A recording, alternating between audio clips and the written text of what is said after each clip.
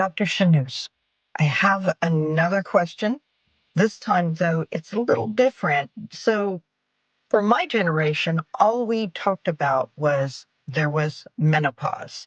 You were having your period, then you suddenly weren't. Now, in the media, they've been talking a lot about perimenopause.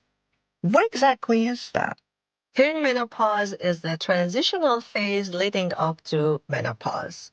Significant hormonal changes and fluctuation, especially in your estrogen level, can result with various physical and psychological symptoms. Management of these symptoms requires a comprehensive approach that could be both medical and lifestyle. There are certain common symptoms that start with your perimenopause, time, which could be like the hot flashes, night sweats, sleep disturbances, mood changes, irritability and anxiety, or depression. Correct. And there might be actually cognitive difficulties that start at this age, like memory lapse or trouble concentrating on your routine, a little bit of menstrual irregularity. If you remember, you guys think that stopping your menses is equal to menopause, but that's not the case in perimenopausal. Started to gain weight, started to have some joint pains, and hormonal therapy can be indicated while these symptoms are starting. So, if perimenopause is different from menopause, at what age should I expect the onset of perimenopause?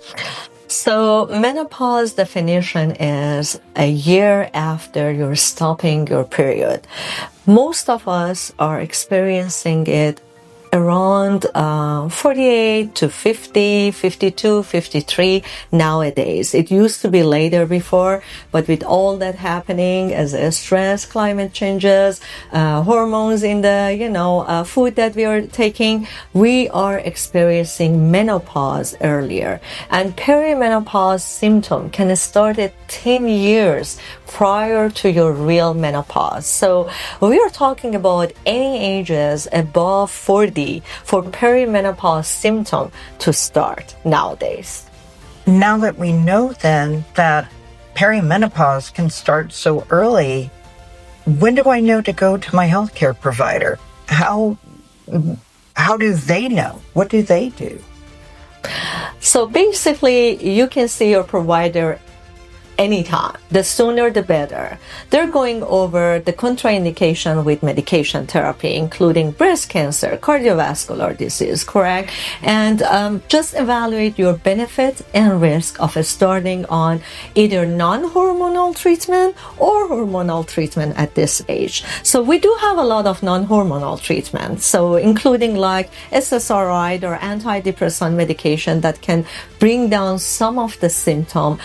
We do have gabapentin, clonidine. They have a lot of medication that are not hormonal to help you for your symptom relief, but we may need the hormone evaluation too, and find out if that you really need to be on hormone medication therapy. There are a lot of other lifestyle modification, including your stress reduction techniques like yoga, weight, balance. So you do more of the exercise to bring down your weight. And there are a lot of cognitive behavior therapy that can be helping your mood swings, anxiety, sleep disturbance. Again, when it's the time to start your hormone replacement therapy, your provider is gonna share their recommendation with you and you choose it. But the sooner the better to find where you are in this path. So when you're talking about hormone replacement therapy, are you referring to bioidentical hormone therapy? And what are the options? So nowadays, medicine is more moving toward natural product to be more identical to your own body hormones. So not that they are herbal medication. They are chemical, but they're very, very similar to your own hormones. So it doesn't cause the side effects that previous hormone therapy used to cause, including the breast cancer. One of the other things that we as a provider are scared of hormone therapy are blood clots that can form when you are using oral form of this medication. That now we have transdermal patches or creams available with minimum cause for blood clots in hormone replacement therapy. So again, your provider is going to be the one choosing which is going to be more your case, your treatment. But again, bioidentical hormone therapy nowadays have several dosage available, can be easily chosen based on your need. So we don't need to give everybody one only dose of pills and everybody stay on the same dose even if they body don't require that much of hormone. So we can adjust the dose with bioidentical, and we can avoid those side effects that used to be seen with previous chemical hormone therapy. Nowadays less and less. So if I receive a diagnosis that hormone replacement therapy would be a good option for me to explore, do I stay on the same dosage and treatment for the rest of my life? How long do I receive this treatment? So basically, these are the steps that we are taking in our clinic to evaluate our patient if they're required to be on hormone therapy or not. Definitely, we run some blood work regarding your hormones, not only your female hormones, but your thyroid hormone and the other blood work that can be related to your symptoms. So we have a baseline of the number that needed to be looked at, correct?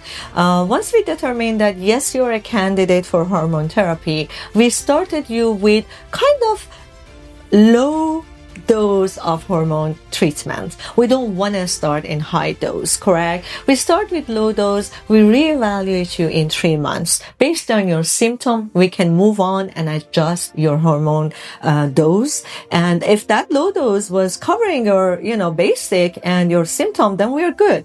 But again, if your symptoms still persisting, we can adjust your hormone dose. And then again, in 6 months, we do the same thing and we see you at a year, and if there is any adjustment needed, we make that changes happen. Again, your body going through these changes constantly. So we're always available for you. Routinely, we see you biannual to make sure that this dose is, helping you to go over your symptoms. But any adjustment needed, it's a phone call away. You call us and we make it happen for you. We try to check your hormones once a year just to make sure that we are looking into a balance. And more important than your level count is your symptom. So this is how we are managing it side by side with you and helping you to go over this phase very easy. Once you start your hormone therapy, we're looking into between 5 to 10 years of treatment. Depends on the age that we start this treatment for you, correct? But still, there is nothing written in stone that we say that at 10 years, we need to stop it right away. We don't want you to go cold turkey. We can adjust it and taper it to the point that you get off of it easily with no flare of your symptom. If you have any further question regarding bioidentical hormone replacement therapy, please follow us and you can actually click on the link included in this video and get to the blog that will talk about hormone replacement therapy more in details. Any other question, we would be happy to answer. You can just write it on the comment and we answer it as we see it.